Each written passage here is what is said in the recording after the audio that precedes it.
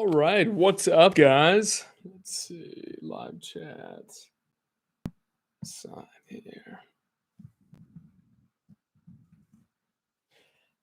All right, to everybody who's joining us a little bit late here, I want to apologize. I was having some technical difficulties in terms of getting the live stream going. Yeah, Wayne saying finally. Yeah, I know, right, man? Trust me, this has been killing me. I've been sitting here trying to figure this out. So it seems like there's something that has to do with the number of either like the number of browsers that I've got open or something like that. I'm trying to figure it out. So very grateful for you guys for sticking around for tonight. Hopefully we're gonna have a good some good time together. So what we'll do, guys, is we'll let a few more minutes go by to be able to have a few more people jam into the room. So I would say about 3 minutes from now. So right now, my time, East Coast in the U.S., it's about 8:20 p.m. So we'll give it about 3 minutes here to be able to kind of get some more people in. But the topic for today, guys, is going to be a really important one because the last few weeks we've just been discussing a few really important topics here. Yeah, some people are in the other two rooms. Yeah, I honestly, mate, I have no idea how to be able to tell people that. So if you have any recommendations on how to do it, that'd be fantastic. I'm a professor. I am not some kind of YouTuber. So if there's any way to be able to log into those rooms, let's see. I'll just say I started a new live stream, something like that. Yeah, that would be great, buddy. Thank you. I'll go ahead and take care of the one here and delete it. Yeah, I feel bad. This will be one of the benefits of starting up the Patreon, to be able to get some funds. Hey, Ryan, how you doing, man? To be able to get some funds going here so that I can hire somebody to kind of be on during the live streams to be able to help me facilitate all of this. I think it'll be really nice. So let's see.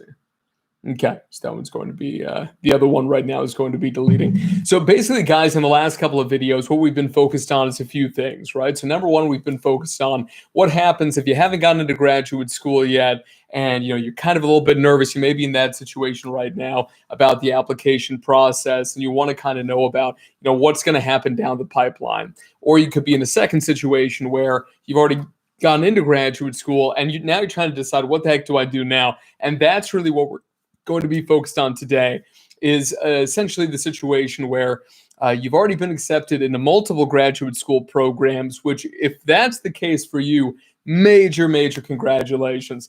Now, in some cases, in terms of folks that I've been doing consults with over the last few weeks, some folks have been accepted to multiple programs, so they're all kind of the same degree program. So it could be multiple PsyD programs, multiple LCSW programs, multiple plant biologies, MS degrees, internationally, some in the States, some, over in Europe, so on and so forth. But whatever it happens to be, this is a case where it can be really stressful because most of your life, probably, at least when it comes to your education, you've been ready and raring to go. You've been very excited at the idea of getting into programs. And you guys know how difficult it is to get into programs these days. The one stat week after week you guys hear me talk about is that in something like a clinical psych PhD program, because I'm a psychologist, the average rate of acceptance is about 4%.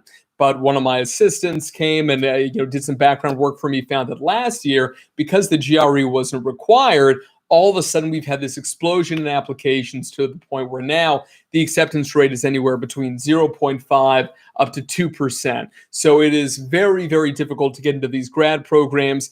And this is just at the graduate school level. I don't know if anybody else saw, but it was either today or yesterday, there was a Wall Street Journal article here in the States, and it was talking about how rates of applications at in terms of admissions, right, at Harvard have increased between like 4 to 8-fold. And the reason is that a lot more people are a lot more willing now to go for these reach schools, because for some of them, they're not requiring these standardized tests anymore.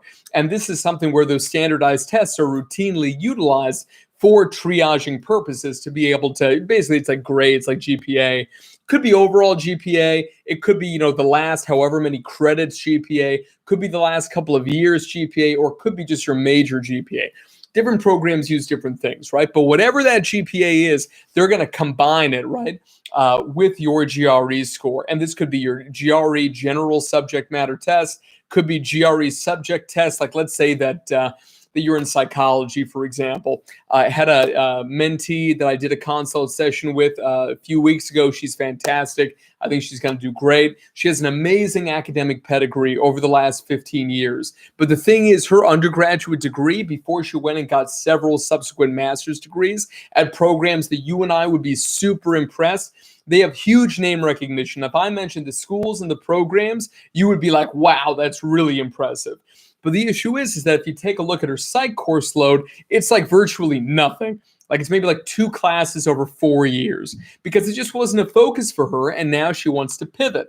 And a lot of the work that she's been doing in the meanwhile doesn't have a lot to do with that particular topic area in terms of psych. But now she wants to pivot and become a psychologist, right? So, you could find yourself in this kind of a program where when you're applying, you really need to prove that you know your stuff when it comes to clinical psychology or to psych in general, that you've got kind of that foundation down, right? And so if that's the key, then what we're going to do is try to take a GRE subject test like the psych subject test, which is going to prove that we actually have that foundational knowledge going, right? Now, I know that but people are saying my thing, there we go. Zoom out. Come on. This is the problem with these fancy cameras, right? Is that when you put them on autofocus, it goes kind of one way or the other. So this is great. Now we're back to focus. So that essentially is a situation that you may find yourself in if you don't have kind of a test score. Right now, though, right, regardless, what we're going to be focusing on today is a very unique topic, which is what if you've been accepted to multiple programs and you need to choose between them? Now, some of you guys have already posted some super helpful questions, right? So I think, Junan, you actually had one in the original video. Can you type it back here for me? Would be great. And I know that we've got one more. Let me go ahead and take a look at it here because that was a great question. So that way I can kind of answer that one first. All right. And anytime, guys, that I announce the live stream, remember my promise to you is that I'm going to try to let people know, hey, Diego, how you doing, man? So I'm trying to recommend it to people, or let you guys know at least kind of 6 to 8 hours in advance. Today was a total snafu. I'd literally delete the old live stream, start the new live stream. I think what I may start doing is on the community tab, saying that this is when I'm going to live stream and here's the topic. So this way there'll be a post on the channel. And then after that, I can kind of just go straight live. That seems like that's kind of what's going to work best, as opposed to kind of scheduling the live kind of down the line until I can find somebody who kind of knows how to do this stuff better than me. Honestly, I feel like I'm like 65 years old or something like that. Not being able to use some of this tech. I'm sure that I should learn how to use it. I'm waiting for my assistant who's going to be moving here in 3 months? So sorry, Teresa, you're going to be learning how to do all this stuff so you can help me out. All right. But for today, that's kind of going to be the topic. So if you guys who are watching right now, if you guys happen to be in this situation where you've been accepted to multiple programs, right, please do let me know what your current situation is, all right? And if I can help you guys kind of work through or think through some of these things, that's what I'm going to do. Because this has gone from a really exciting situation where I'm sure you guys are thrilled. You guys got into multiple programs. That's huge. But now you need to decide what is going to happen next in my life. Okay, so hey, Sharifa, I saw your message, so don't worry, I'm on it. Okay, so what I've done in addition, guys, is that you guys know how it is with these live streams, right? You're never sure how many people are going to ask questions and these sorts of things. So what I've done is I've also identified 8 or 9 different considerations that I think you guys need to take into account when it comes to deciding between programs. And regardless of whether you're finding yourself in the situation right now where you've been accepted to multiple programs, or whether you're kind of, just trying to get that knowledge so that when the time comes, you guys are going to be able to make that decision. I think it's great that you guys are here, okay? So really excited to have y'all with us. So guys, what I'm going to do, boom, is I'm going to answer 3 questions in a row here to be able to kick us off. And per usual, guys, my eyes are always on the live chat to see when you guys write. So the first question actually comes from Jose. So Jose, I'm not sure if you're here, buddy, but I hope you are. And if everybody can help out in terms of everybody who's just joined, smash the like button on the video because the engagement helps to actually display the link to more people. So if you can do that for me, I'd really appreciate it. It doesn't give me money or anything. It just, helps the channel. So, okay. So here we go. First question is from Jose. So Jose said, if one institution has a great teaching staff, but is financially unfeasible, this is a common situation, okay? Is it worth to take on the debt, the student loan debt, right? Average student loan debt in the United States right now is 5.8%. Okay. And now, because of pandemic and these things, some people have had to kind of refinance and these things at a lower rate, which is awesome, right? But 5.8 is the national average. It's just something that you should know. Always remember, and if you guys ever work one-on-one with me, because I do one-on-one consult sessions, one of the first things that I do is I talk about money, because starting with the money and working backwards, I'm not talking about the money it takes in grad school. Usually I'm talking about the money that it's going to take for you to live your dream. All of you who are watching, all of you guys have these great ideas in terms of what you want to do in the lives that you guys want to live. Maybe you want to be a clinical psychologist and you want to run a private practice in your hometown of Chattanooga, Tennessee. And maybe some of you guys want the corner office in some big Manhattan skyscraper. Whatever it happens to be, let's start with that dream. Usually the question that I ask you guys during consults, and if you guys have ever done a consult with me, you guys know that this is going to be the case, that one of the first things that I say is, if I'm like Thanos and I snap or whatever, right, using the time stone, and we go forward 10 years in time, we have an updated consult, then I want to know, what does your day-to-day life look like? What do the things look like literally on a classic Monday, a classic Tuesday? Are you seeing patients? Are you teaching? Do you have a family? If you do, where do you live? If you have children, how many children do you have? Does your spouse work? All of this information is absolutely critical to be able to understand. And from there, we end up working it backwards. And the decision of where you're going to graduate school and why you're going to go there and the conditions in which you're going there are all going to play a major role. So this is why you have to understand that when I work with you guys, that's kind of always where I start. It's not a really sexy place to start, starting with money and budgeting and this kind of stuff. It's not a fun thing to think about. I totally understand. Sometimes, especially when we're in our 20s, and the demographic for this channel really is like 18 to 35 or 18 to 45. We're getting more into kind of that upper age demographic, but usually it's like 18 to 35. And there's a lot of unique things, guys, that happen between the ages of 18 to 35. Right? Welcome to everybody who just joined us. It's awesome to see you guys. Guys, if you have questions already, please do type them in under Sharifa's comment, right? And I promise you that I'll get to all of them, okay? So kind of giving my little monologue on all this kind of stuff first, right? So let's go ahead and I'm going to get started again. I'm going to read it again because we had a bunch more people join, okay? So this is what Jose is saying, right, in his question. He's saying, if one institution has great teaching staff but is financially unfeasible, is it worth it to take on the student loan debt, or should I choose one with less of a financial burden and take a risk on the quality of the education? Guys, this is a great question, right? A lot of these questions don't have particularly clear answers, but they do have things that you need to consider and take into consideration, okay? So, for example, right, if it's financially not feasible, you need to think about what is the major question, right? Hey, Nick, just how you, buddy? Right? What is the major credential that you're going to be getting, right? If the credential is one, for example, let's say it's a clinical credential. Let's say that you're going to do an LCSW, let's say, or you want to become an LCSW. You want to be an MA in counseling. That's your goal, is to become a certified mental health counselor, right? Or a NADAC approved substance abuse counselor, right? Let's say that that's kind of the question or that's the kind of degree program you guys are going to go into. Well, in those circumstances, you really don't need to be worried. Okay, because it doesn't really matter the school that you end up going to unless it's a research doctoral program. If it's a research-based program, could be a research master's as well. What matters is the supervisor, not the program. The program is completely irrelevant, right? You could go to Eastern Kentucky Tech, which is not a real school, right? Eastern Kentucky Tech, right? With the best supervisor who has the best goodness of fit with the area that you're passionate about researching, right? Where anybody in your field would be like, oh yeah, Professor Johnson, she's at Eastern Kentucky Tech and she does all the major systematic reviews and randomized controlled trials on X subject, right? It's way better if you want to be an academic and you want to go to a research-based master's PhD program in the future, that you accept it at Eastern Kentucky Tech, even if your other options are like Harvard and Yale and Princeton and these sorts of things. If you want to be in academia, and especially if you're doing a master's and you want to do a research-based PhD, you need to go to Eastern Kentucky Tech. It's not even a question, right? Why? Because essentially what happens is that these supervisors all know each other. Having been in academia for a long time, everybody knows each other. Everybody's gotten drunk on cocktails on beaches in Puerto Rico at conferences. I remember there's one guy in my field famously got drunk and his grad students rolled him into the ocean. That's a true story, right?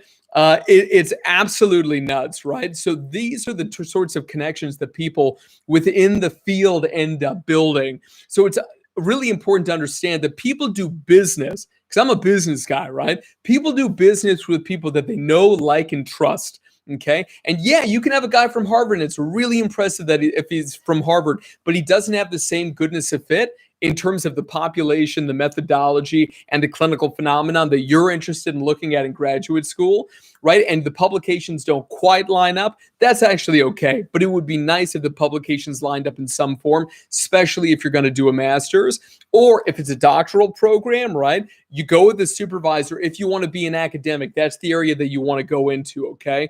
That's the target supervisor. You may have been working for years to be able to set up that goodness of fit with the target supervisor, okay? Some of these programs are insane. So Jose, if you're here, mate, you can give me a sense of kind of the relative cost of the programs. Think about if you want to do like a PsyD, right? So PsyDs come out with anywhere between $100,000 to about $240,000 of debt, right, at the end of it. And there's like, they'll provide, oh my gosh, there's a tuition waiver of $7,000. Oh my God, I'm rich, $7,000. $7,000 differential or whatever is nothing, right? It's like a 3.5% to 7% of the money or whatever is going to be offset. It's legit absolutely nothing, right? They're incredibly, incredibly expensive. And if all you wanted to do is be a clinician and that's it, you should go and get an LCSW or become a certified mental health counselor. It is illogical for you to want to go and get a PsyD if finances is something that's really, really important to you. Now, PhDs are not all, clinical psych PhDs are not all completely funded. I remember for me, I got my tuition down to about $14,000, which is pretty good. And I won a bunch of scholarships and a bunch of grants and these things, but I was still paying money, right? Even though it was, a largely funded program. Where the funding comes from is if you're working on a specific grant, you're a teacher's assistant, you're a GA, or if you end up which graduate assistant, or if you end up working in some other capacity on a grant that you were not initially expected to, you can make money to be able to offset stuff. But the likelihood that you're actually going to be making quite a bit of money during this time is like really, really low. I was speaking with one of my favorite couples the other day. Give me a second. I'm going to try to get this clean again for you guys. There you go. Right. I was trying to, run some numbers with them. They're this amazing couple. I love them to death. Right. And what we found out is that, the best way for them to be able to go through the programs and all was actually to wait for 3 years. And after the 3 years, everything became financially it made a lot more sense for them to do things when we sat down and literally ran the numbers. So if you guys ever want to legit just run the freaking numbers with me, right, and be really practical with a guy who does not have any dog in the race, we can do that, okay? Just send me an email, right? So my email is on my website as well. I'll type it in here so you guys have it, right? Dr. Phoenix Singh at gmail.com. There we go. Okay, right? So this way you guys will be able to get in touch with me whenever you want, okay? So great teaching staff. Guys, teachers are amazing. I've had some teachers that have changed my life. I'm sure everybody watching this has that one teacher in their life or that one professor. You guys know who it is who completely changed the game for you. They totally changed your life. I've got a few, like I remember undergrad, it was Dr. Martha Pott. Martha Pott, Elliott Pearson Department of Child Development. Dr. Pott, I love you. She was a phenomenon for me. I remember her because she legit would stay after 40 minutes or something like this, after class when she had, a daughter at home, teenage daughter at home, and her husband was at home. But she'd sit around with me talking about Vygotskian theory and evolutionary psych. And I had a million questions and she saw something in me, right? And you guys have all had that person who's seen something in you, right? You wouldn't be here unless you did, right? So it's super duper important, right? But here's the thing, the point of graduate school, Please never forget this. The point of graduate school is to get the letters after your name and get the F out of there as soon as you can. Your most important work, or your most seminal work, will not be done in graduate school. Your job is to get out of there with minimal trauma.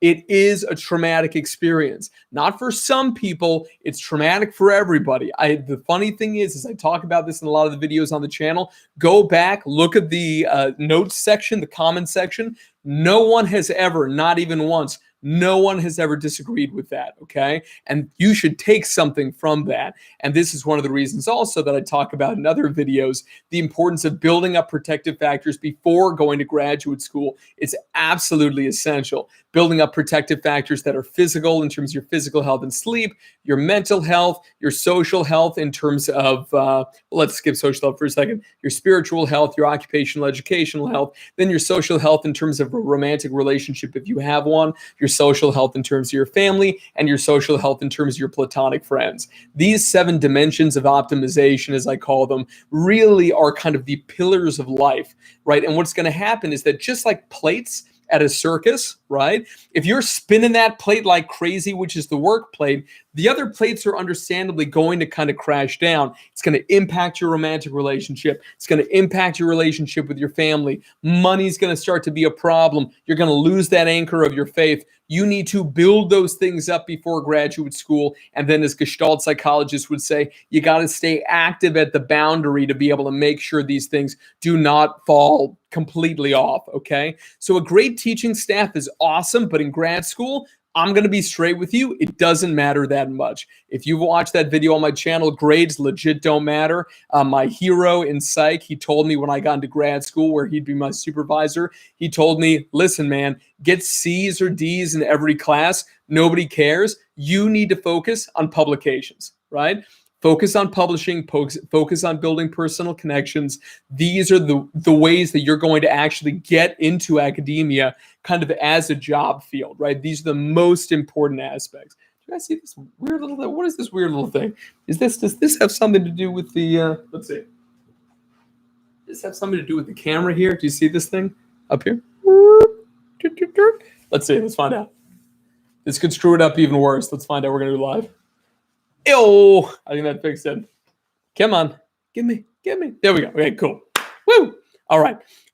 So if it's financially not feasible, and the only thing there is the teaching, not the supervisor who is a thought leader in your field. And when I say your field, you should have at least 1 calendar year before thinking about grad school. If it's something that's research-based, you should have figured out the clinical population of interest, the clinical phenomenon of interest, and the methodology you're interested in looking at exploring those 2 things with, okay? If you need help with that, just let me know, okay? We need to do a private session. I need to teach you how to do it because there's a very systematic way of going through the literature to figure out what that is. For the love of God, let me help you, okay? So that's one thing. If it's just the teaching staff, financially unfeasible, don't do it. It doesn't make any sense whatsoever, okay?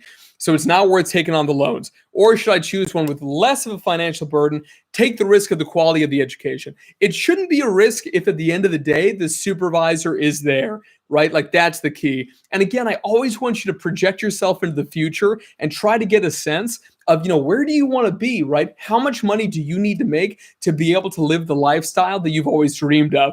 Do you want to drive the Honda Accord or do you want to drive the BMW 4 Series, convertible? Do you want to live in a house that has, more bathrooms than I do rooms in my place, right? Or do you want to, are you satisfied living in a 1-bedroom or a 2-bedroom in a mid-sized city in whatever country you're in?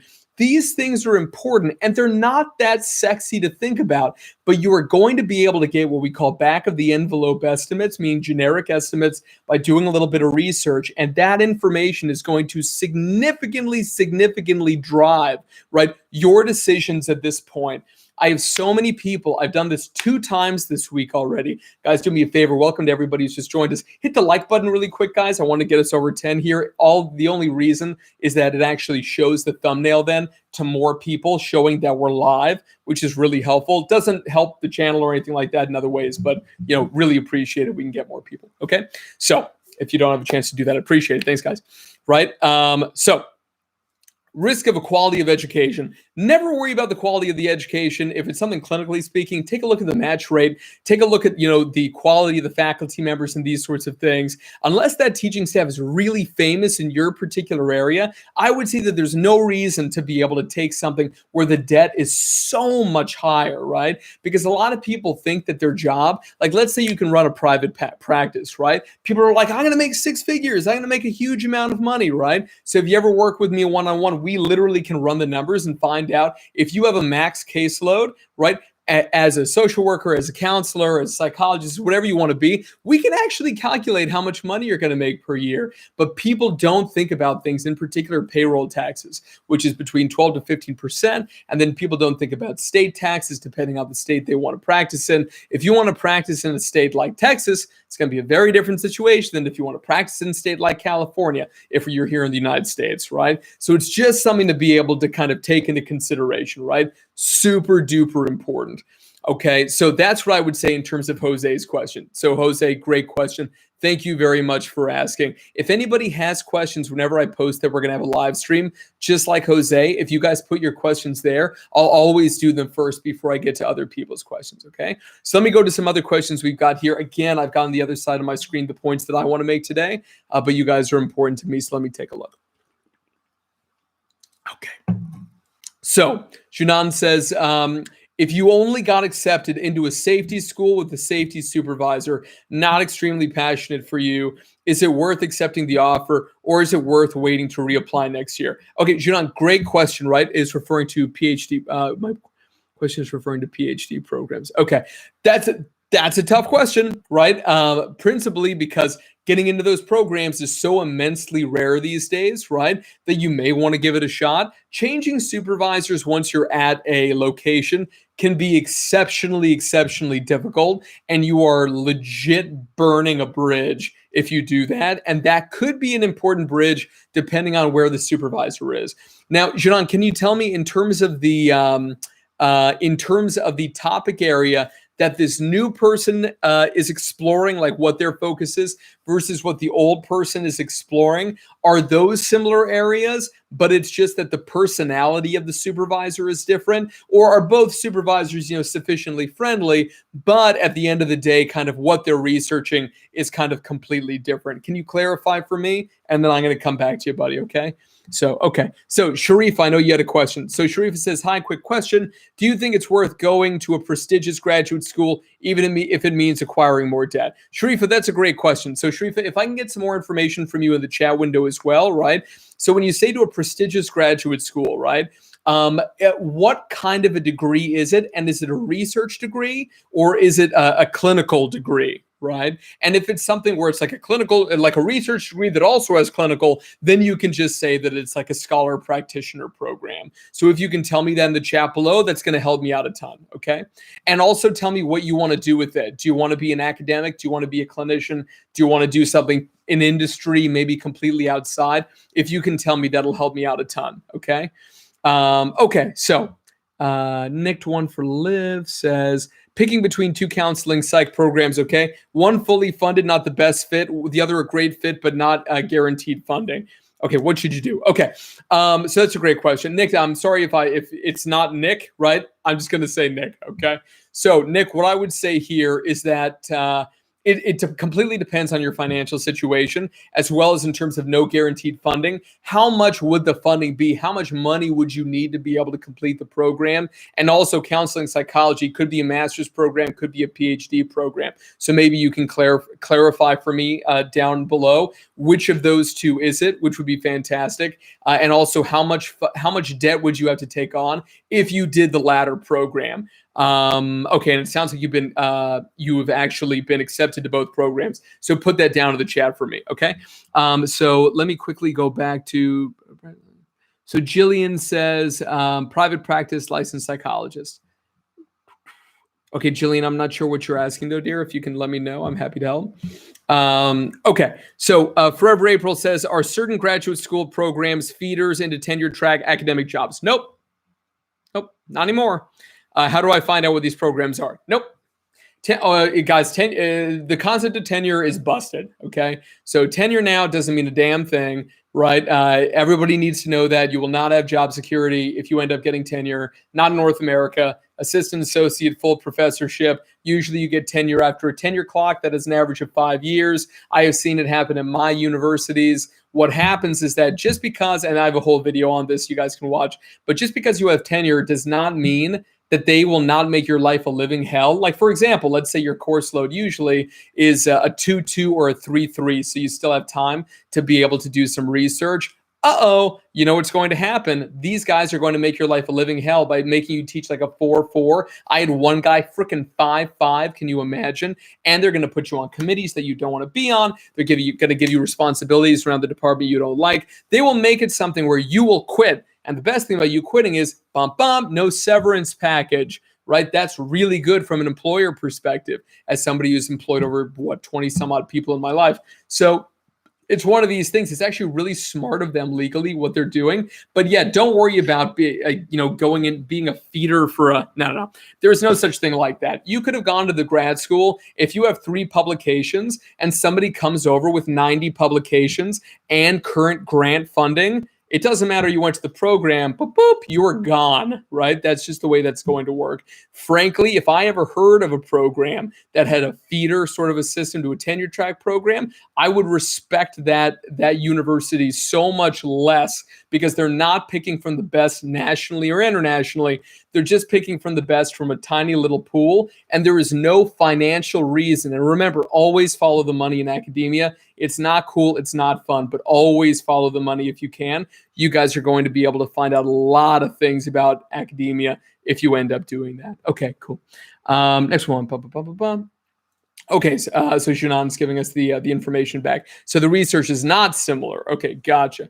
I currently don't know any PI in easier schools doing the exact research that I'm interested in. Most PIs doing the exact research I'm interested in are in the super competitive schools. Yeah, that's brutal, right? Because, I mean, you basically have 2 choices. You can either try to be able to boost your current credentials and apply again the next year. You guys know what I call on all my videos the 5 lies. The 5 lies are what people are told in behavioral health programs, especially clinical psych PhD programs, because they're the hardest ones to get into and hence the most prestigious and have the most opportunities and the most flexibility associated with them. And remember what the 5 lives are essentially number 1, having good grades, meaning at or above the median GPA of the target program.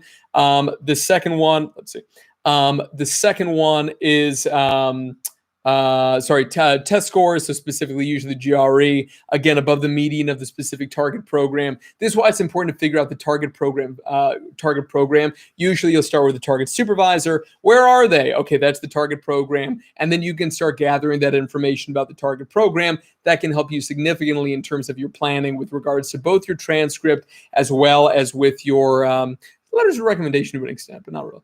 Right. But yeah, certainly your GPA as well as your GRE score, right? To be able to give you a sense. Maybe you're like me. Maybe you hate standardized tests. Maybe for whatever reason, the first 2 years, you really screwed the pooch in terms of your GPA. There's ways to get around that, even though you got to be really clever. You guys can always book a one-on-one session with me. Tell me what the problem is, what the situation is, and I can give you guys some insight in terms of how to be able to solve that weakness in your transcript, right? And then 3 letters of recommendation that are really solid, that say that you're the greatest human being who's ever lived. You care about everybody. You're going to change the world. Everybody's got those letters, okay? And then in addition to that, research experience and clinical experience. If you have those 5 things, you are completely and utterly average. And it's important. And if that scares you, that's a good thing, right? Because you should be scared, because the acceptance rates are getting lower and lower every single year, right? And so those are the 5 lies. The 3 things that will differentiate you is kind of at a moderate level will be paper or poster presentations at a national or international conference that is of note in your field. It has LinkedIn notoriety. People know about it. A very dear mentee of mine who I've been working with for about half a year wrote to me. We're trying to get her a conference presentation. She's doing a great job with it. But a lot of these conferences, they're fake predatory conferences, and they masquerade as being legitimate. They'll invite you to be able to present, but then, oh my gosh, you can present. You just have to pay us the $50, $60 to be able to actually, participate. What a blessing. Here's my money. Take it. Ridiculous, right? Doesn't make any sense whatsoever. Okay, so don't listen to anybody who's kind of like that. Okay. A lot of these are predatory. You guys can always come to a live stream, ask me about those sorts of things, right? Because somebody's got to bust these guys because their stuff is nonsense, right? And there's a lot of them these days. Running academic conferences is a huge, huge moneymaker. There are entire firms, like entire companies in Europe especially, who do nothing but put on meaningless conferences and invite people from around the world to attend, who want to go to Brussels or Antwerp or Venice or any of these places. And the only people who are making out in terms of making a boatload of money are the companies who are the organizers. And keep in mind that you can usually name, a company whatever you want. So they have really fancy names sometimes. And you can certainly name a conference or a congress whatever you want. So just take that into consideration. So, Janan, what I would say is that if you have those two different choices, which is a really tough call, one of the things that, and I know that you and I have a session that's set up for next month. I'm really looking forward to talking to you, and this is something that we can tackle. Maybe you can tell me, the due date when you actually have to tell them, right, whether or not you'll accept the program in the chat window would be really helpful. But this is something where, at the end of the day, it's a tough call, man. It really is. If I was you in today's day and age or whatever, what I would say is that I would try to become an internal candidate at and people keep asking me to make videos about being an internal candidate because it's one of the best ways to get into grad school. I'll try to do that. Maybe I'll do a live stream as well. You guys know I'm trying to build a Patreon thing going on, right? So at the end of the day, Wayne, right? Oh my God, it's really, man, that's a hard one. I hate to give you the wrong advice. Sometimes I have to just say I can't give advice on it because let's weigh the pros and cons. The pro is that you got into a program. If it's APA accredited and it's non-contingent, people would die for that opportunity, right? So maybe something that you want to start the program and then drop out a couple of years later if you really hate it. But if you can stand it, the most important thing, guys, you're going to learn in grad school are stats and research methods. Period. People think that they're going to learn all this stuff about I'm going to be the ultimate practitioner. I'm going to be the next Alfred Adler. I'm going to be the next Freud. I'm going to be the next B.F. Skinner, the next Aaron Beck. You're going to learn that kind of stuff through practical experience over literally the next 60 years of your life. Your goal is to get out of there with as little trauma as you can. 38% of men, 44% of women. Come out of that thing with clinical depression, diagnosable clinical depression, or an anxiety disorder. Okay, those are the facts. That's what the data says, right? And so my job is to be able to try to get you guys as prepared as possible for the brutal reality that is graduate school. This isn't fun. This isn't undergrad. You're not going to weekend parties and house parties and these sorts of things. You're not making the best friends of your life like you did in undergrad. This is serious time, right? And this is going to be real bad. Okay. And so because of that, my job is to be able to make sure that you guys have as healthy a landing as you conceivably can. Okay. But that's what I would say, Wing. So like, that's the one side of the picture, Wing, right?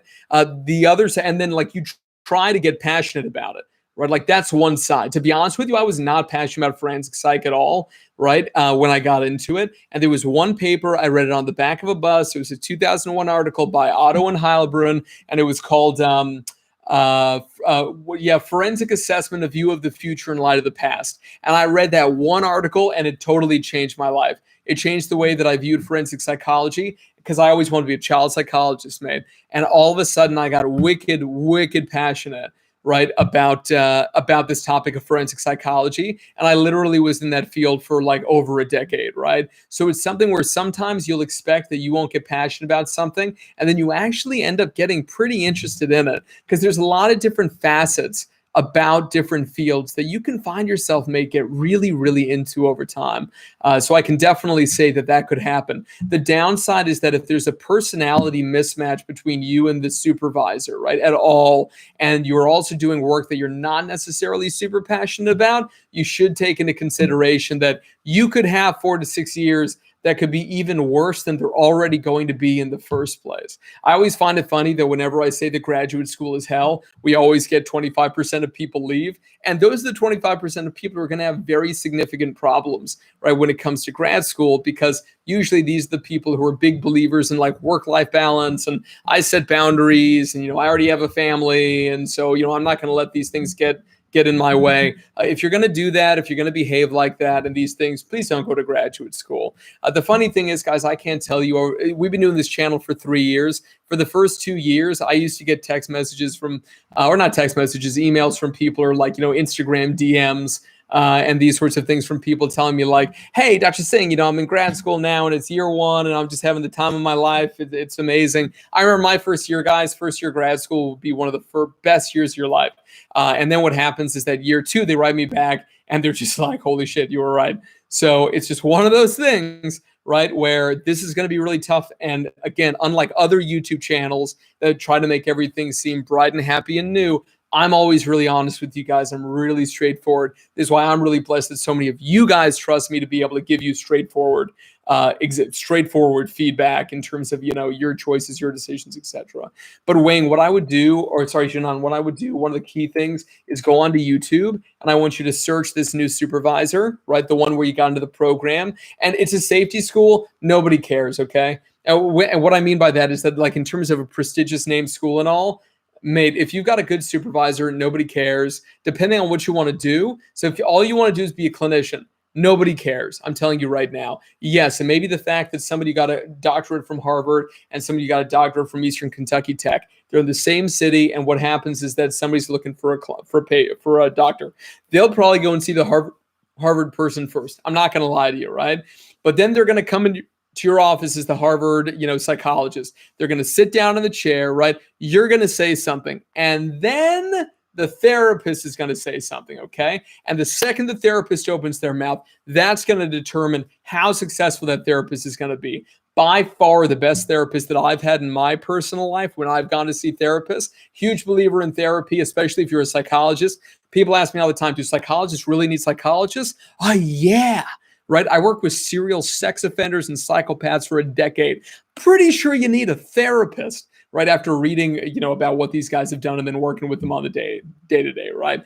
So this is one of these things where, the best therapists I've ever seen have not been psychologists or psychiatrists. They have all been social workers for God knows what reason, but mostly it's because they really studied their craft.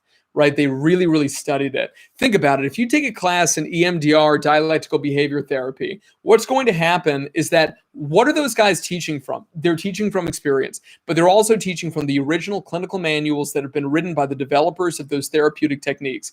Get $3 in late fees from the library, get your butt to the university library, get those books and digest them. Stop going out or whatever to the pubs and the bars and this kind of stuff. This is work time, right? Read.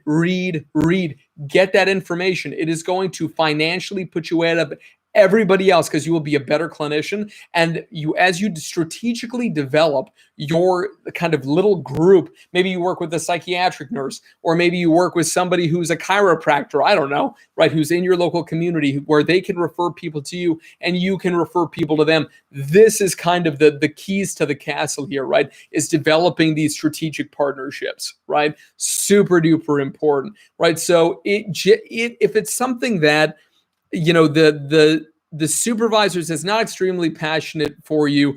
Again, if you're not really passionate about working with them, right, read their research and see if there's something. Maybe it's just the methods that they use. You don't know how to do it. They do know how to do it, right? Maybe it's the kind of, design that they use, right? They know how to do it. You don't know how to do it. You can get passionate about that kind of stuff. Let's say that your dream is you work in, like, for example, for me, I've done behavioral genetics work. I've done work in terms of violence risk assessment. I've done work in terms of renal atherosclerosis, in terms of the kidneys. These are totally different fields. I'm passionate about most of them. And that's the thing, is that if you learn stats is the key, right? If you get real good at stats and research methods, you can look into anything in the future. I promise you, you're not going to get pigeonholed into what you're doing in grad school. A lot of people ask about that. And remember, in terms of reapplying next year, if you apply to a program and you get in, no matter how many people will tell you, oh, if you say no, of course you can reapply and we'll consider you equally.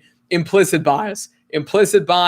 They're not going to look at you the same way. The likelihood you're going to get in over other people is very, very low. So keep that in mind. Okay? So let's keep going. Practice. Okay. Okay, Sharifa, let me read. Sharifa's original question was, do you think it's worth going to a prestigious graduate school, even if it means acquiring more debt? Okay, actually, it's a mental health counseling program, clinical. I want to be a counselor and a professor and actually considering doing a PsyD afterwards. Okay, Sharifa, it's a great question, right? If it's going to be something, always think about the debt. Right. So if it's going to a prestigious graduate school, even means acquiring more debt. Right. I do not recommend, unless your GPA sucked, right, or you didn't take a sufficient amount of psychology classes undergraduate, right, or you have well, for PsyDs, publications don't really matter nearly as much, like at all, right? Personal connections also don't mind nearly as much because you don't focus so much on the supervisor. If this is the case, I mean, my recommendation is if you just want to do the PsyD, just go and apply for the PsyD, provided that you have all of the requisite pieces of the puzzle. You can watch the one video on my channel about how to get into top clinical psychology PsyD programs, right? The idea of going and doing a program, right, that's going to cost you maybe $20,000 a year for 2 years, taking on $40,000 of student loan debt at a minimum, and then subsequently going to a PsyD program, like Pepperdine's program is about like what? Anywhere between $150 to $2,000. I think it's like 170 something now, right? $170,000 in addition to another $40,000. You're almost at $250,000 of debt. You're not going to make that much money as a PsyD. I'm telling you right now. You're going to make maybe $80,000 to $85,000, right? If you're good. People will say, well, I'm going to start a private practice, then I'm going to make a huge amount of money. Let me tell you right now, no, you are not. You're going to maybe make money after 3 to 7 years, but even during that time, you're going to pay the rent for the place that you're renting. You're going to pay malpractice insurance. You're going to pay, most importantly, like with all this in terms of overhead, is going to be the rent of the actual space. Like I'm just telling you, where you actually kind of give the therapy. Some people say, I want to give telemental health. That's great. Usually you charge less money for it as well, right? You need to max out your patient load. And here's the thing. All of us are the protagonists in our own movie. We say it's going to work out for us, right? What we ended up finding is that there's one guy who's going to work 4 days a week. What he's going to end up netting after paying for student loan debt, right, which is a critical thing, even at a relatively low rate, his take-home pay after tax is $37,000. That's it. And initially we started with something like 192. Okay. Just because you make a lot of money gross doesn't mean you take it back. A huge amount of money that people don't think about is paying payroll taxes. If you have a regular job in the United States, payroll taxes is going to be taken away from your regular paycheck. You need to pay payroll taxes if you are running something like an LLC or, your own kind of, private practice company in the United States. And payroll taxes is a huge amount of money if you're making a large amount of money, and you need to take that into consideration. It is critical. And I always want you guys financially saving at least 15% of your take-home income or whatever on the year to year. Okay. So if the idea is to do a counselor and a professor, okay, here's the thing. We all want to do everything. Okay. It's not going to happen. I'm just telling you right now, right? 16, 17 years. It's not that I'm jaded. It's that you're going to do a lot of stuff really poorly, right? So just pick something, right? If you want to do full-time private practice and you want to do an adjunct for one class, that's fine. The adjunct for one class, you're going to get paid $2,000 to $3,000. It's going to take you 1,000 hours to be able to prep the course. That means you're going to be making $2 to $3 an hour before tax. You need to be happy with that. If it brings you sustainable joy to be able to teach, I love it. I love it. I love it. My recommendation is to be able to go into training and not teaching, but God bless whatever you want to get into, right? But it's something that you should just know about, right?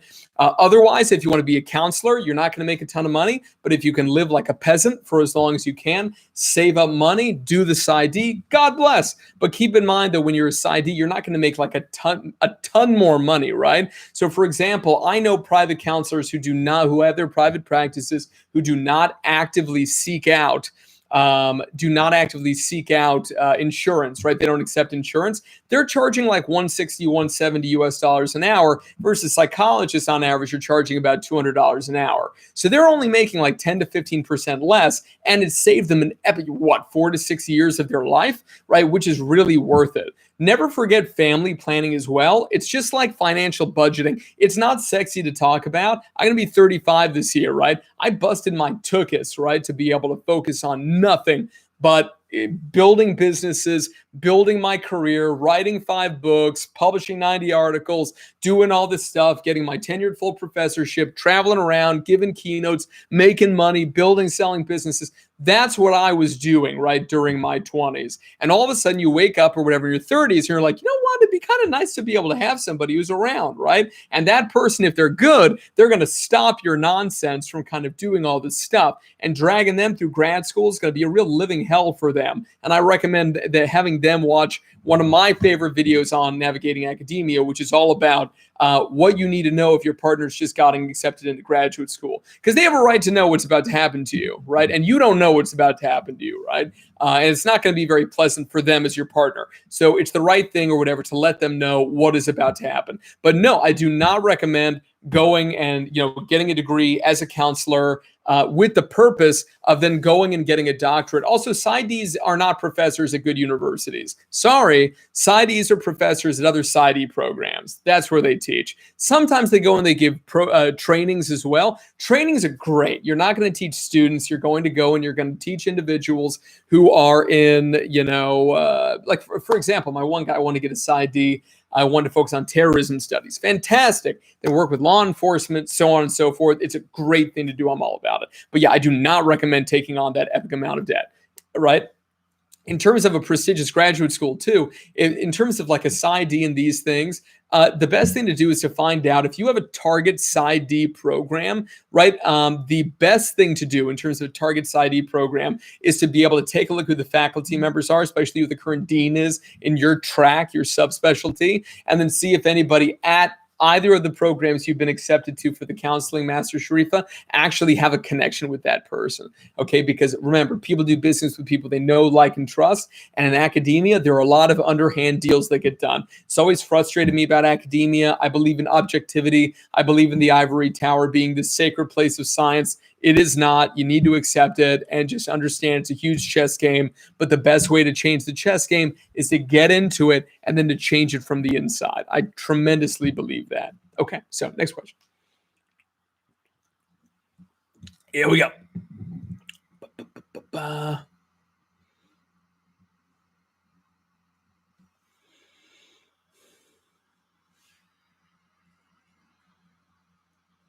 Oh, Sharifa, it's a pleasure. I know this stuff sucks. Like, I know, I swear it to you, right? I also know that like the thing that sucks is that like nobody just like talks about it like really, really straight, right? And so this was why I really care about you and I care about you being happy, right? And so this is something like, this is why I'm so straightforward with this kind of stuff. So, okay. So, Jillian, so I still don't quite understand, right? So let me say, and then you tell me if I'm wrong, okay, if I understand correctly. So Jillian is saying, so he wants to be a licensed psychologist, doing private practice, also wants to do publications or research, and yes, wants to be a licensed clinical psychologist in private practice. Should I re-attend the same school for graduate school? My school does not require the GRE. Okay, so this year, so tell me if I'm right about that, Jillian, right? Okay, so in terms of re-attending the same school, there are some schools that legit do not allow you, they do not take their undergrads as masters or their masters as doctoral students, right? I've gone to several schools like that. I've lectured at several schools like that. So it's just an important thing to know that just because you want to go there doesn't necessarily mean that it's an option. Yes, one of the best things is that they know, like, and trust you already, and they know that you're amazing, right? Another option that you have is that maybe you worked in a lab and you freaking loved it, right? You loved working with that supervisor. You loved what you researched and how you did the research methods and these things. One of the best things to do then is to be able to ask, right? Ask the personal question, right, of your supervisor there who already knows, likes, and trusts you, and just say, hey, who do you think would be the best fit for me? Somebody with similar personality, right? So like one thing that some of you guys know about me, some of you don't, is I used to be a dating coach, right? And I used to run a matchmaking agency, and the website is still up. You can go, it's called www.themodelman.com. You can still go. It's a freaking great website, right? Still is. So the idea here, right, in terms of numbers and this kind of stuff, right, in terms of, sorry, what am I? Yeah, you're not saying LOL again, right? So the key thing here is that I totally failed at that company, and the reason I failed is that I always say that I would never work with a guy who I wouldn't let date my sister, because I have an older sister, right? And the men who could afford the service, which was not cheap, right? These guys were not great. And I'm a huge proponent of men's health. like, and respecting men and non-toxic masculinity. And this guy, I'm a huge believer. I run a men's ministry at my church. I'm a huge believer in men. I love men and supporting men, right? And the fact that these guys were like garbage, I had to quit doing that, right? So I completely stopped doing matchmaking and this kind of stuff, even though I still do date coaching. So if anybody ever wants to do date coaching sessions, I still do those. I work with matchmakers all throughout the West Coast and East Coast of the United States, and they hire me to be able to coach their men, which is a lot of fun. And a random thing about Dr. Singh, maybe you guys didn't know, right? But it is good to know, or I don't know how in the hell, guys, we got onto that, even though I do like talking about that kind of stuff quite a bit. Okay, school doesn't require a GRE. Frankly, this year, it doesn't make any sense. Right, this year it's going to be 50-50. Some schools taking the GRE, some schools not. Schools that don't take the GRE, sometimes, not always, right? Not always. I want to make it seem like that. Sometimes the schools that don't take the GREs is because they deeply, deeply need to increase application numbers. And because of that, they want to kind of give something special. And this is the reason why taking away the GRE resulted in this epic explosion of applications for reach schools, right? And that significantly brought down acceptance rates, like I mentioned before, to 50% of what they previously were, right? Okay.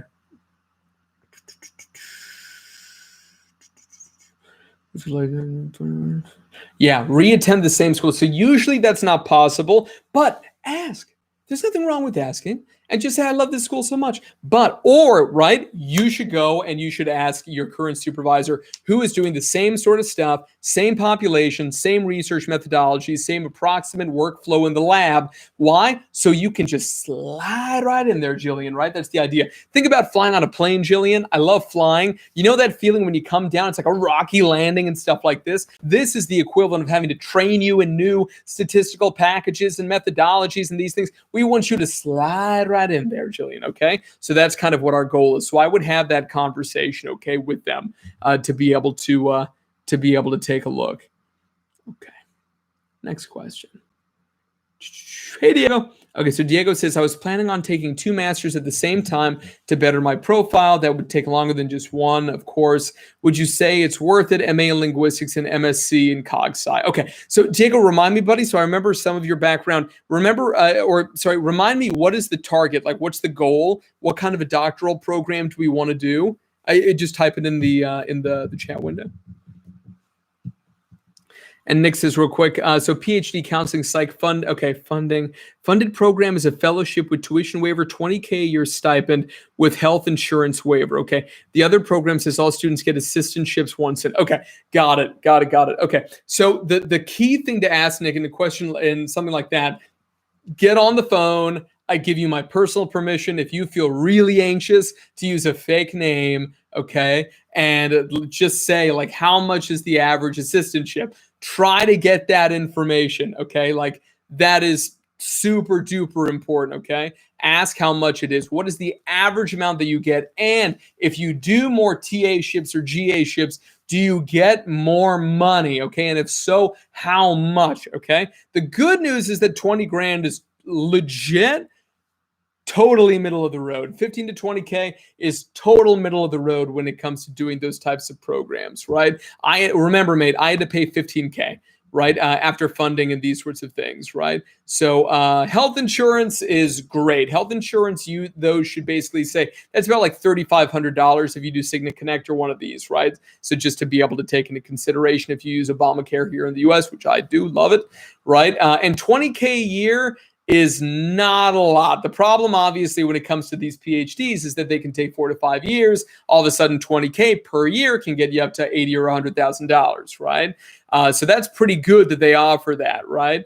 And remember, after you finish, Diego, right?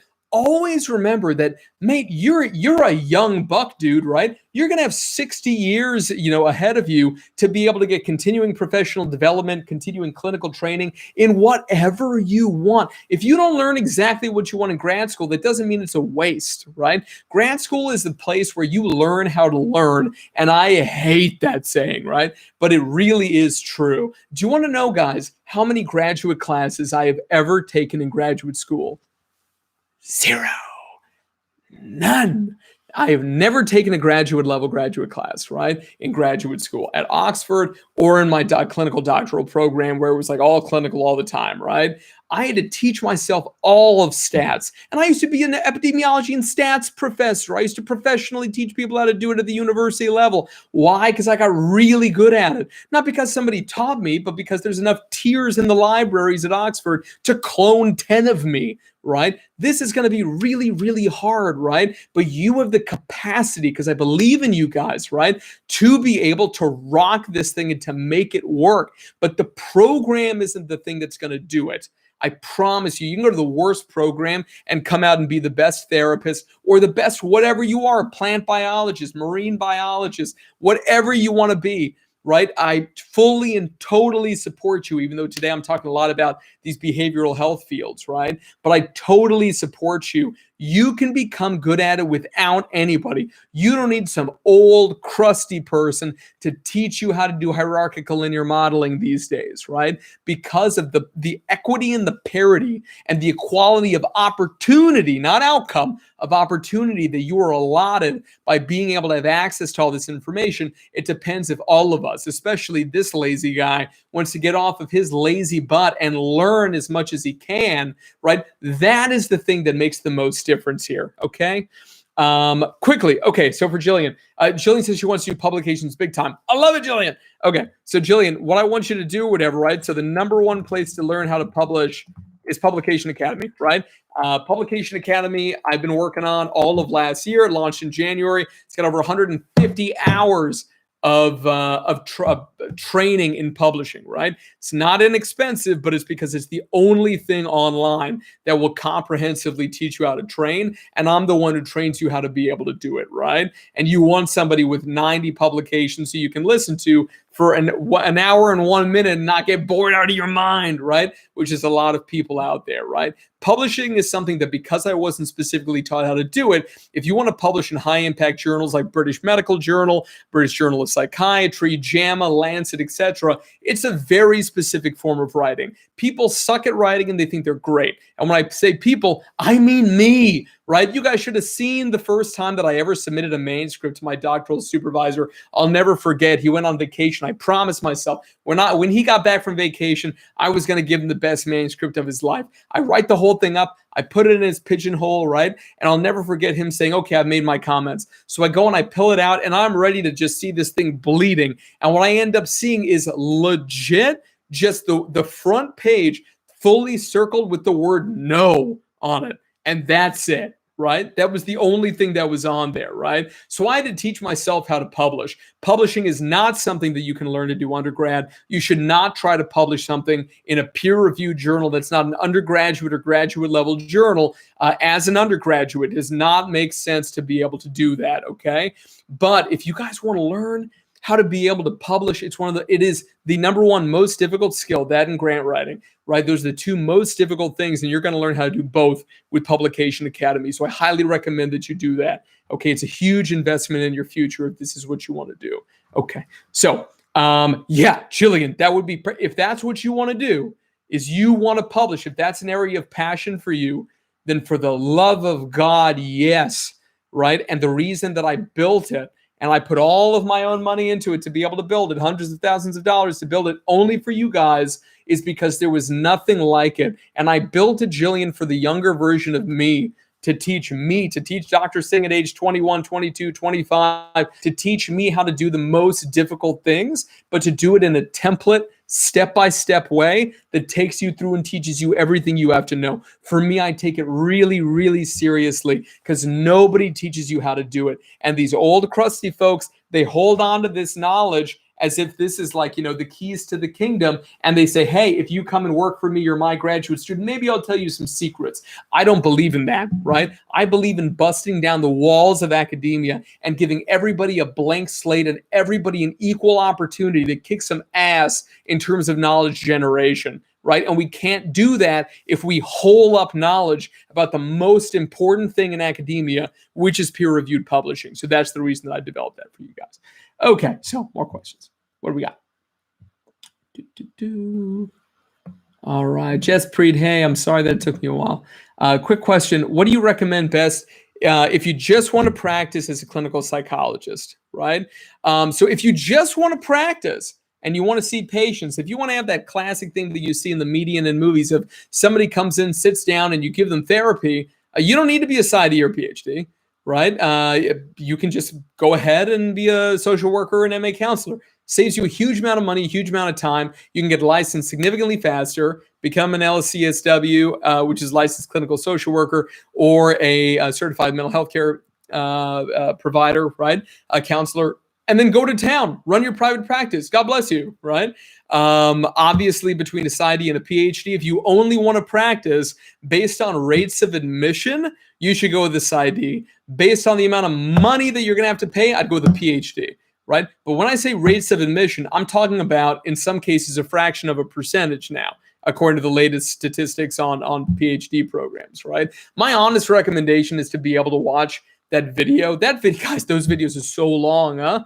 Right? It's like 45 minutes of me really in depth going into exactly what you need for clinical psych PhD programs and PsyD programs, right? But after that, my recommendation for everybody is just like, book one session with me or whatever so that we can go through your materials. Let's look at your CV. Let's look at your grades. So let's look at everything that you've got, okay? Because I'm sure it's great, but then we need to figure out how to be able to make it stand out way more, whether it's something where we need to reframe it because maybe one thing is not that great. How do we reframe it? And in some cases, it's something where we need to do something very proactively to get you into one of these programs that you haven't thought about before, right? So that's the only reason to be able to kind of do consults with me, right? But I really highly recommend it. I do about 10 a week, right? Which I really enjoy. It's like the joy of my life right now. So anyway, you can always hit me up. It'd be a pleasure to work with you guys. Okay, cool. Next one. So yeah, between those two, if you can afford it, Jaspreet, PsyD. Why? Just because you only want to practice. But even then, guys, okay.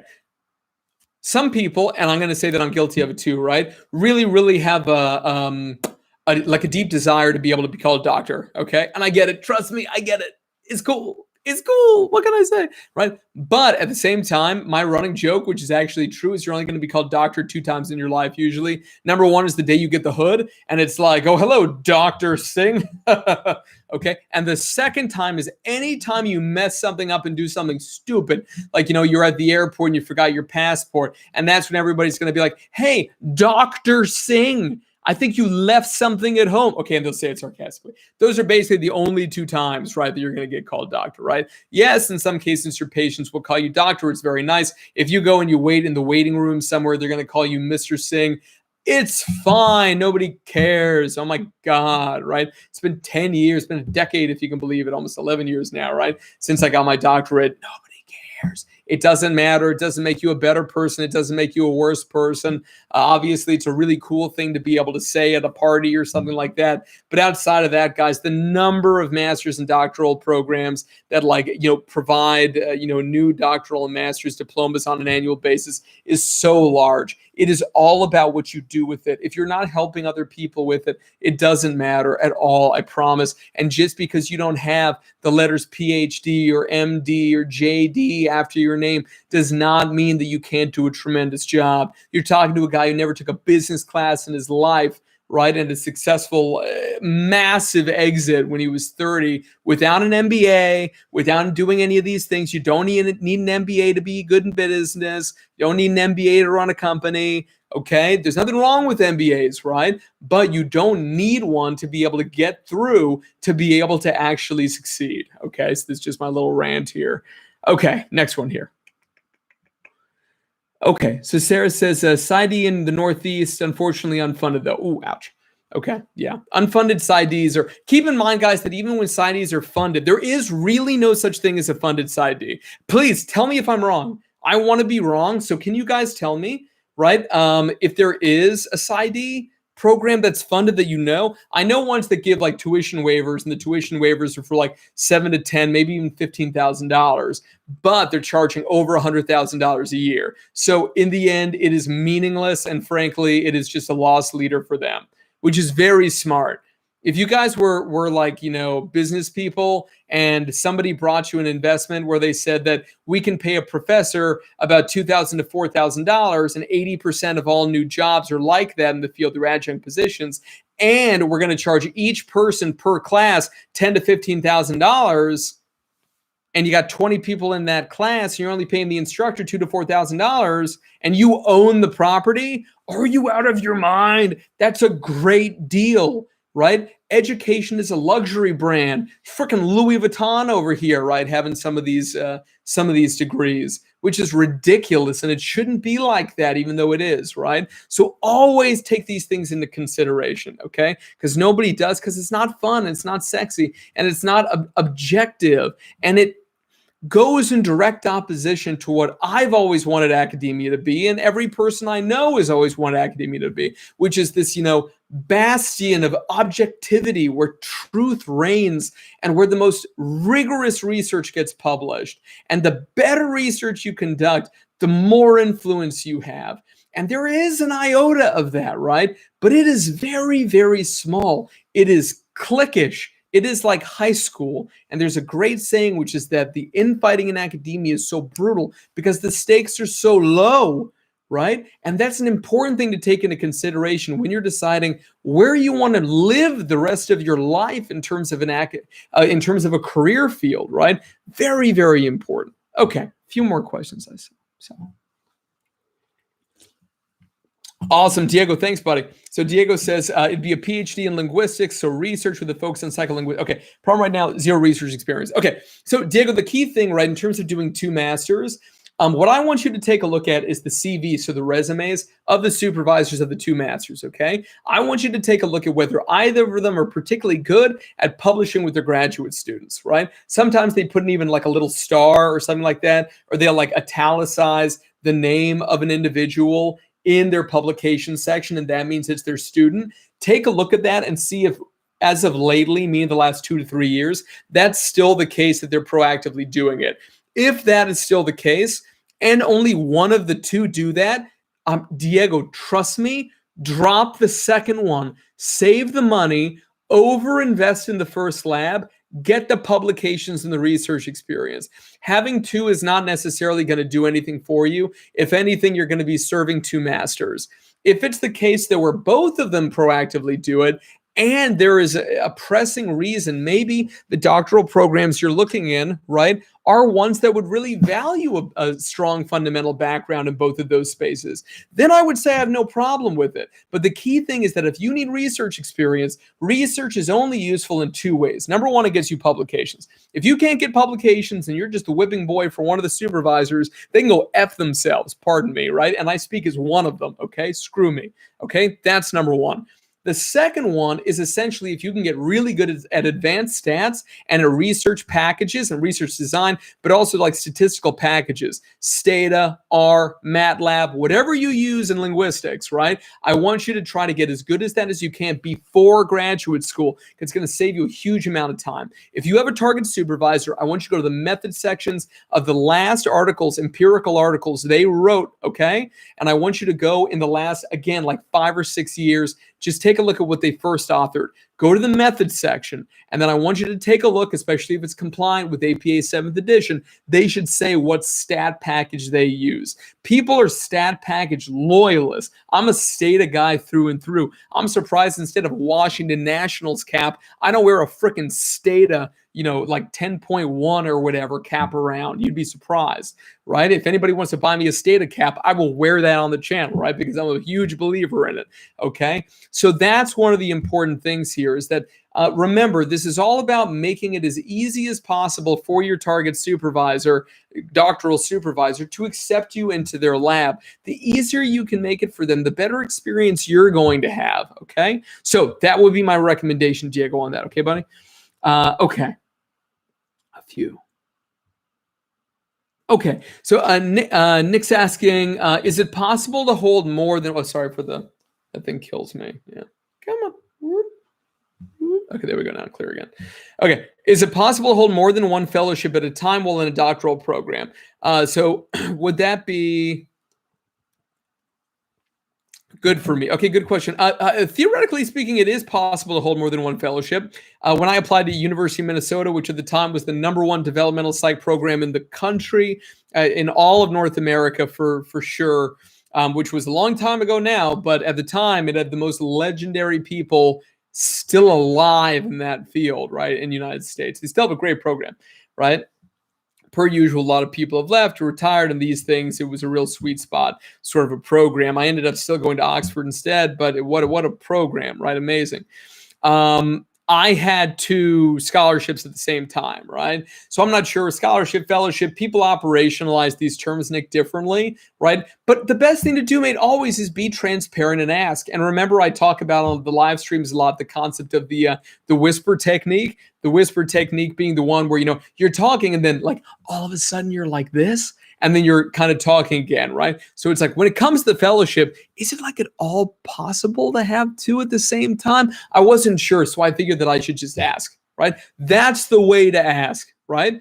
Pleading ignorance is not a bad thing, right? Especially in a case like this, because it's very serious. It's not good if you don't do any of that non-verbally and just say, is it possible to get more than 1 fellowship at the same time? What? Why the hell is Aggro McGee showing up to the party, right? That's ridiculous. It's completely unnecessary, right? Yes, all of us in our lives have different kind of faces that we show one another, right? So that's just an important thing to be able to take into account, buddy, okay? So, okay, last couple. So Jaspreet says, if I want to do clinical psychology with a focus in neuro, what's the best path for me? I'm a first gen student and I applied to grad schools for clinical psych. Okay, so Jaspreet, always beware of any program that talks about having a track, because a track usually is essentially just a school that has a lot of classes in the same area because they have a few faculty members who teach a bunch of classes, and it's enough classes for them to basically call it a track. Could be a forensic psych track, developmental psych track, clinical psych track, whatever. Provided that it's APA accredited, you're fine. When it's done, you're still going to have to pass boards specifically in clinical neuropsychology, and that is something that you can do with a regular clinical psych degree, okay? So don't think that if you don't do a track that you're dead in the water when it comes to neuro, because you're not. You're going to be okay, all right? And I need help. And after listening to this, I wish I'd found this before I applied to the schools. Jaspreet, I understand. I'm trying to make as many videos as I can. I'm trying to help out as much as I can. So I appreciate you guys. All right. So really quickly, guys, before we end for today, because we're way over, partially because I apologize that I was unintentionally late because of having all these issues with freaking the live stream stuff, right? So I'm just going to read it out. So a few reasons or whatever in terms of or not a few reasons, but a few things to take into consideration, right? When it comes to choosing between grad schools after you've been accepted to the programs, right? I'm going to list them off here. And if you guys have questions, I'll give you 2 or 3 minutes to ask questions before I end. Okay. So the first one is debt. Debt is not a joke. In America, especially, it's become totally normal to go into debt and to have a huge amount of debt: credit card debt, personal loan debt, student loan debt, car note, mortgage, all this kind of stuff. It's almost seen as this inescapable thing, right? It is not an inescapable thing. I'm telling you right now, right? If you play it right, you can be debt-free. I'm telling you right now, it's possible. I did it. You can do it, right? I'm telling you right now, and it feels great. It takes a huge psychological weight off your shoulders, right? So minimization of debt. That's one thing to take into account. Second thing is the target supervisor's recent, not 10 years ago, past 2 to 3 years, recent history of publishing with graduate students. There should be some way to find that out, okay? Next one is the target supervisor's continued involvement with grants postdoctorally, okay? So that's the next one, right? The next one is program match rate with APA-approved practicum sites. Obvious. Should be the first thing you look at. It's just Google, Pepperdine match rate, Pepperdine internship match rate, right? If that thing is not above 80%, get the F out of there. Okay. Next one is if something has a contingent APA accreditation for the next 1 to 2 years only, be careful. Okay. I'm not saying don't attend, but I'm saying, right? Be careful, right? Because what happens if you apply, you get in, you've already paid them your first installment of a huge amount of money, and then after that, out of nowhere, 1 to 2 years down the line, right, when you've already given them, 1/10 of $1 million, all of a sudden they're like, oh, sorry about that. We didn't get approved, but we're going to reapply a little bit later. I don't like that. I don't like that for you. My job is to keep you guys safe, frankly, right? And that's a really high risk situation, okay? And speaking from a guy who's kind of like shark cage diving, I did the highest bungee jump in the world. I've done a lot of stupid things in my day, right? My job is to keep you guys safe, okay? So next one is beware of tracks, like I just mentioned a minute ago. The geographic location of the program compared to where your protective factors are and where you want to eventually end up. If you want to practice in the United States, don't go and get a clinical doctorate in Switzerland. Just personal experience, right? If you don't want to, if all of your protective factors, all of your family is in Montreal, right? And you say, well, I want an adventure, so I'm going to go down to Dallas, Texas and do a doctorate there, right? That may not be the best fit. Even though Montreal, you may say, I'm getting sick and tired of it, Fly down to Dallas, spend a month in Dallas, Airbnb the heck out of that thing, have a great time, right? But if all your protective factors, your friends, your family, everything that you know, right, is in the same place, the idea of going to some other new place only because it's not where you currently are, just out of a sense of adventure, like I did, right, is not necessarily the best call, I can tell you, okay? And finally, if you have two programs, let's say you hate math. I hate math. I'm not a math guy, not a math nerd at all, right? Kind of wish I was. Think it'd make my life a lot easier, right? I got really good at stats, though, and really good at research methods because, to be frank with you, it is what saved me. It's what got me out of graduate school. I had very severe clinical depression, like suicidal level clinical depression at one point, right? When I was leaving graduate school. That was the worst time of my entire life, I can tell you right now. It was very intense, and maybe some of you in the future will have that as well, in which case I want you to watch my video on combating depression in graduate school because it's really serious, okay?